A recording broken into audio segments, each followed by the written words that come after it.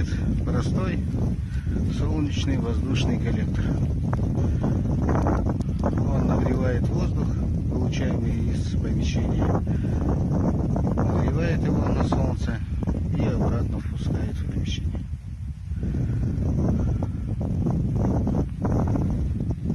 Солнечная панель питает кулер, который работает тоже от солнца.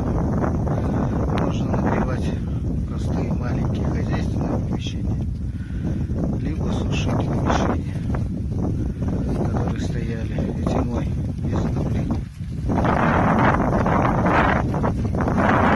Сейчас это помещение и посмотрим, насколько нагревается воздух.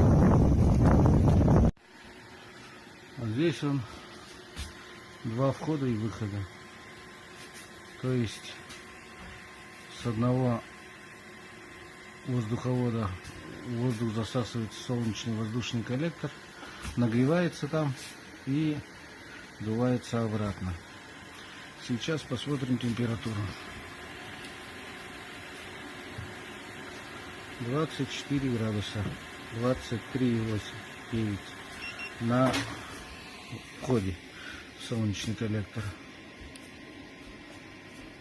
А вдувается 41. Как вы видите, простое устройство нагревает воздух в помещении.